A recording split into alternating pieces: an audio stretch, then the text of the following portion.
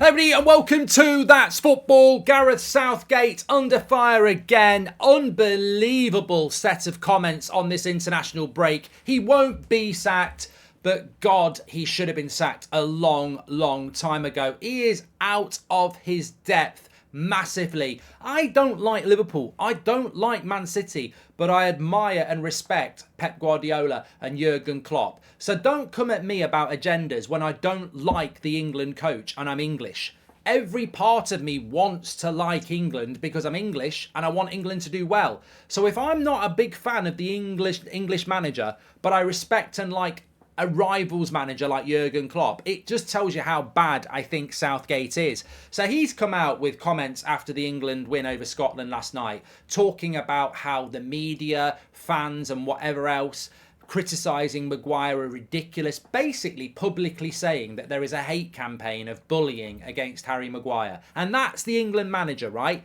Disgrace. He should be forced by the FA to retract that statement and apologise to English fans. Because what he's basically saying is everybody else is an idiot, despite spelling out logically why they don't want Maguire to play for England, and he is a genius. And therefore, he is calling us all haters and idiots because he knows best. Ridiculous, absolutely disgusting comments, and he should be called out on it. I actually think he'll win the Euros next summer. I think England are so stacked with good players that if we don't win the Euros, it'll be a bloody farce.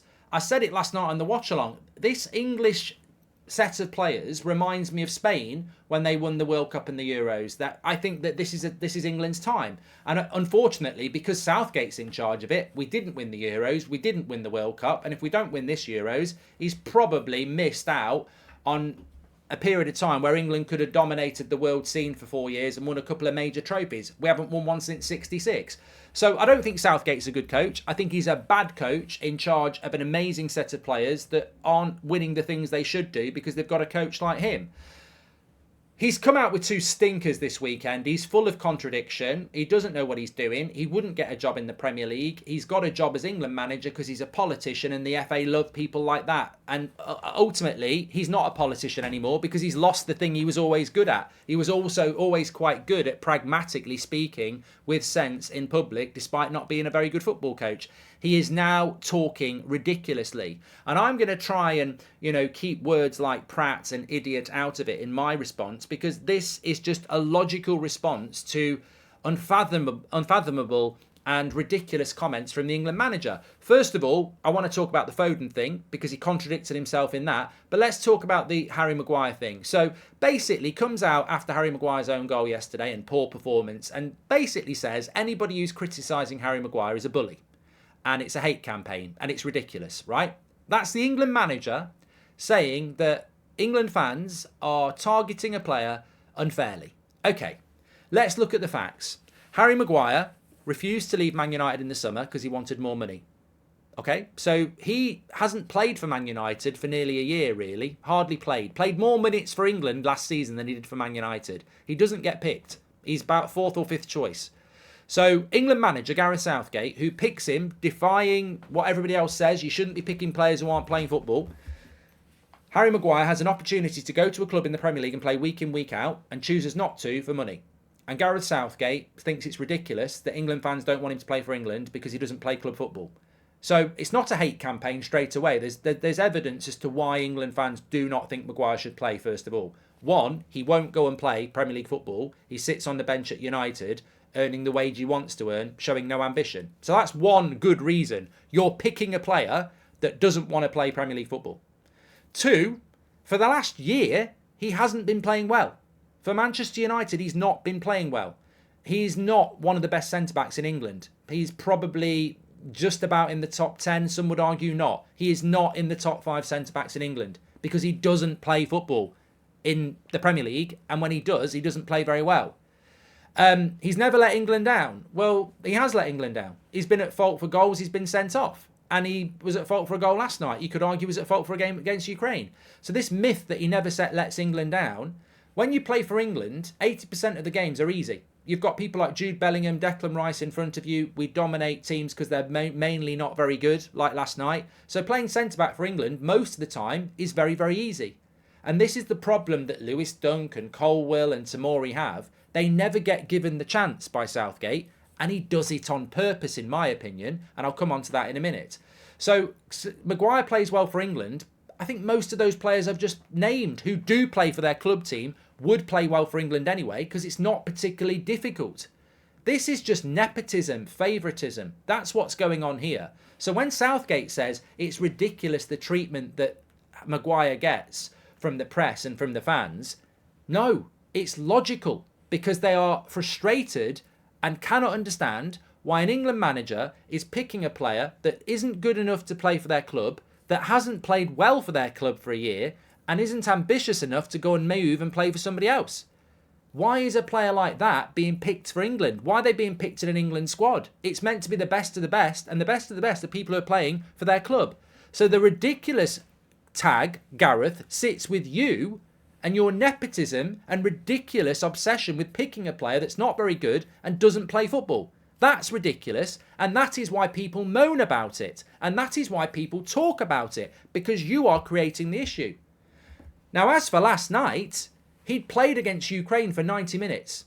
It's a friendly. And in the second half, you bring him on. You've got Colwill, who's played every game for Chelsea and he's played brilliant for England in the summer and won a tournament, and he's left-footed.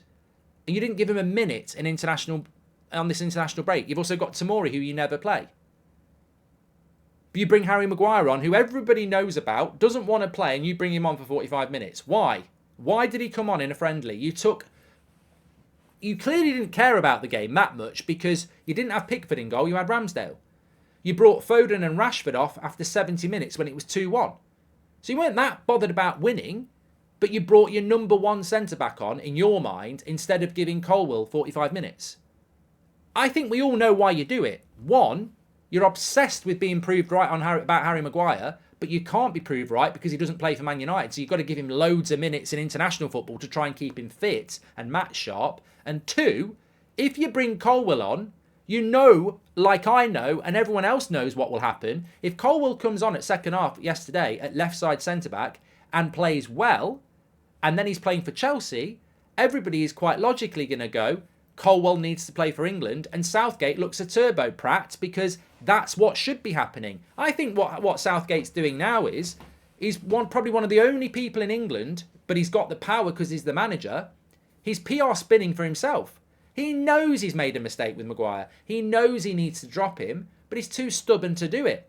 So he won't give Colwill any minutes, because if you don't give him any minutes, no one can say he's good enough for England. Same with Tomori. It's been going on for ages. You've exposed yourself, Gareth. You've exposed yourself. You're trying to blame everybody else for the fact that Maguire's always getting spoken out in a bad way and people saying he's not good enough. But you're the contributor. And if Harry Maguire last night is getting a bit of stick, it's because of you. Because you brought him on in a game you never needed to bring him on in. 45 minutes in the second half of an international game, which is a friendly. You've got two centre-backs who you never give a chance to, and you bring him on. And then he scores an own goal. Whose fault's that? You. You made the choice. It was a bad decision on every single level.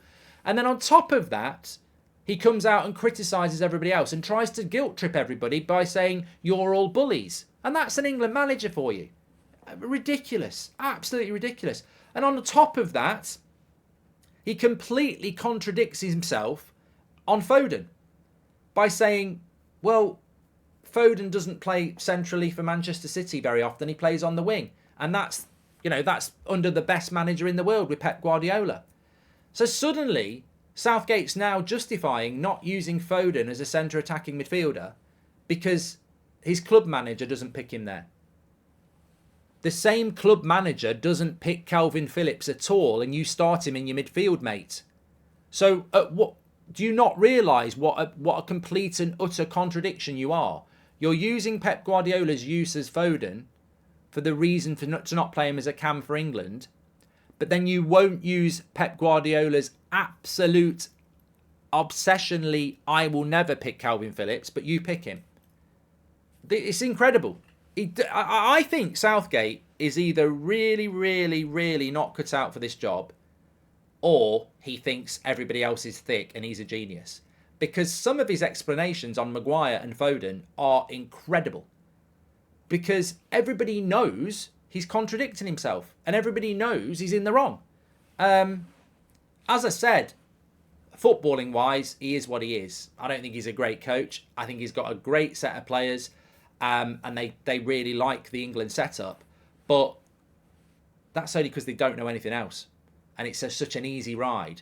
I mean, if you go to work and your boss is like, 2-hour lunch breaks, go on your phone while you're working, wear what you like, and then you've got a boss who comes in, 1-hour lunch breaks, you don't wear what you like, we're disciplined because I want us to perform to the best we can. Which manager do you think the workers like? Yeah. So I've got no interest in what England players think about Gareth Southgate, because that workforce would like 2-hour lunch breaks, wear what they like, go on their phone, doesn't matter about performance. I've never taken anything from that. I take from what you've won. And those England players should have won the Euros, probably should have won the World Cup, because they're way better than any other national team, in my opinion. That's the compliment. They're the best they're the best collection of English players we've had in a very, very long time. And they should have won the World Cup and they should have won the Euros, but they didn't, because they've got a manager that talks nonsense like that and basically operates a football club on favouritism. And yeah, it must be very, very hard if you're a player that deserves minutes and don't get it. Anyway, get your comments in below. Smash a like on the video and subscribe. I'll speak to you on the next one.